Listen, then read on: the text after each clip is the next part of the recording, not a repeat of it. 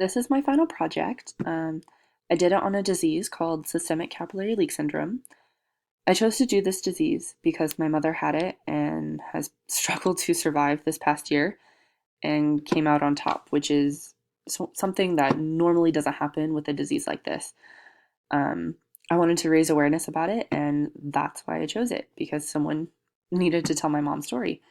I found it was kind of hard to stay on a journalistic standpoint, but I tried my best to not be insanely biased about this project, even though it is my own mother and I am telling her story. But um, yeah, I tried to stay very as neutral as I could. And this is my blog. So, about systemic capillary leak syndrome. Systemic capillary leak syndrome, or SCLS, or Clarkson's disease, is a disease that is extremely rare, only affecting less than 160 people worldwide since the 1960s, according to one doctor at OHSU. Eve Riggs is one of the very few who have survived to tell her story. SCLS is when there is massive leakage of plasma, blood, and blood components from blood vessels that are leaking into neighboring body cavities and muscles, which leads to swelling. In Riggs's case, she had around 80 extra kilograms of fluid in her body. The sudden leakage can collect around the heart, lungs, and major muscles in the body, usually causing fatal results with very sudden drops in blood pressure that leads to organ failure or death. Symptoms of this disease are flu-like symptoms, which is what Riggs was diagnosed with in the beginning. Because of her flu-like symptoms, such as nausea, severe fever, and dehydration, this diagnosis made sense. A strange symptom Riggs developed is called compartment syndrome, which usually claims victims of car crashes and earthquakes, due to heavy objects falling on her legs and arms creating severe pressure on the muscles. Compartment syndrome is when a very large amount of pressure is put on top of the muscles, cutting off blood flow and oxygen. This causes the muscles to decay and die. It is also caused by a lack of use and movement of the muscles, which was part of the reason why Riggs developed compartment syndrome in the first place, from lack of movement. Yet another complication to an already life-threatening situation was trying to relieve the pressure from her body to save her life. Riggs underwent fasciotomies on all four extremities to try and relieve the pressure. There were incisions from ankle to knee and elbow to wrist. Because she had so much extra fluid in her body when the incisions were made, she was too swollen to close. Because Riggs was too swollen to close, doctors put sponges in her wounds to prevent more leaky capillaries and to hopefully get the extra fluid out of her body. This process left her wounds open for weeks and took over 75 stitches to close both legs and arms. Riggs survived something that most people could never even dream of, taking over 8 months for the wounds to fully heal, and with a lot more progress to still be made. All right, so that's about the disease. So this is going into my media, if it'll load. There we go. So 8 months to a normal life, what she remembers. So this is my audio project for the final. And what I wanted to focus on for the audio is I wanted to know what she remembered and kind of what she felt like and what she remembered from the whole ordeal. I focused on mostly her time at the hospital, and I wanted to focus on how little she remembers, I guess. She was on a lot of drugs and for the pain, obviously. And so, yeah, it's about 8 minutes, and I chose an audio for this because I felt like I didn't want it to be difficult for her to try and remember this on camera, and I felt like it would be a little bit more comfortable and maybe even a little more meaningful if you can hear what she was going through in her voice instead of seeing her face for it. So Eve Riggs recalls her starting and later stages of being critically ill and gives advice to other people who have been in life-threatening situations like hers. And this is a quote that I really liked that she said. "There were days that I didn't even want to live through it, but then you've got friends and family who will come in and give you a little pep talk. You kind of want to slap them, but you take their advice and you keep going." All right.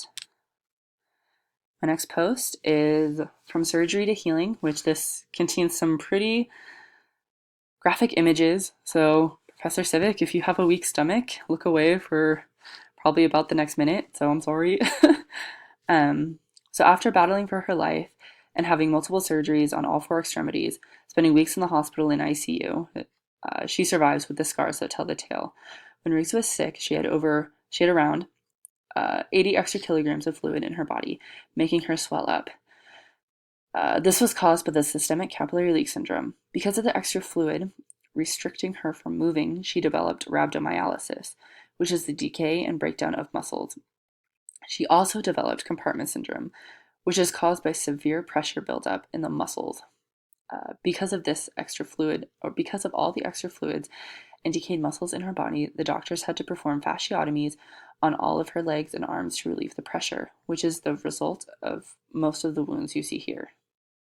So, okay.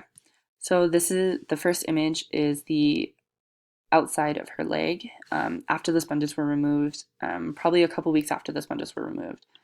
Let's see if I can click on it and make it bigger. Yeah, so they were stitched up, and because she was so swollen at the beginning, her legs couldn't close, causing a lot of muscle decay that you see here, and a lot of other cavities that have opened up because of the muscle decay as well. So I can go back. I won't click on all of these, but I feel like that one shows the most muscle decay and how the rhabdo and compartment syndrome kind of go hand in hand together. Let's see. This one is a more of a healing picture. Yeah. This is her, let's see, left arm. Oh yeah, left inside forearm around 1.5 months after the surgery. So her arms healed a heck of a lot faster than her legs. And as you can see, this right after the surgery was straight because she was so swollen. And when it healed and when all of the swelling went down, it turned into this curve. Let's see.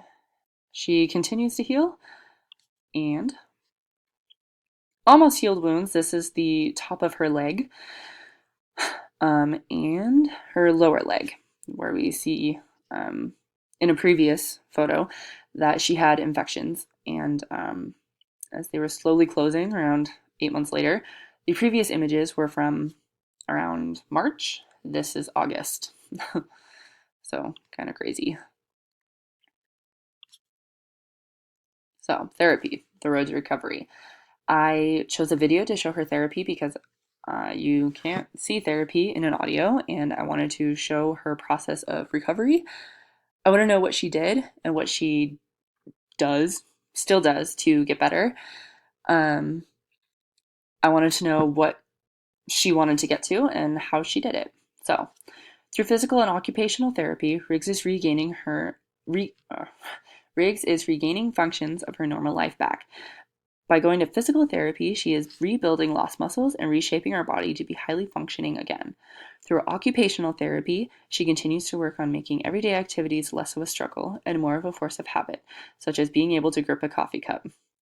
My mother absolutely loves coffee, so I had to add this in. I just want to be able to pick up my coffee cup in the car.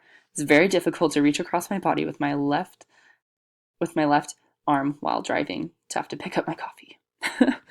Which is true. She gets angry.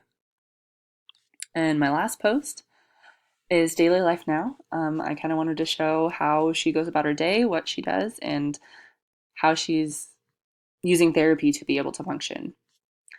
Riggs has struggled with a disease that almost killed her, surviving multiple surgeries that gave her over 75 stitches, infections, and scars all over her body. Riggs has been fighting for her independence the last 10 months, battling the slowly healing wounds on all of her legs and arms.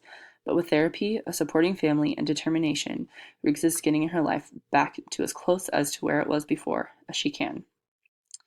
Riggs now does daily activities such as driving, shopping, dishes, her own hair and makeup, and has even made enough progress to decorate the Christmas tree just in time for the holidays. I find I'm getting stronger each day. I have more endurance, and I find myself gaining my life back one step at a time. Of course, that's not anywhere near to where I was excuse me. Of course, it's not anywhere near to where I was before getting sick, but this is my new normal. So I photographed my mom doing dishes. That was a big one for her because she was finally able to regain some of her grip in her right hand. Let's see. As you can see some of the scars on her right arm. There's one of them. She still uses a wheelchair around the house. Her legs get very tired very fast. And this is for decorating the tree. There we go. And that's my final project.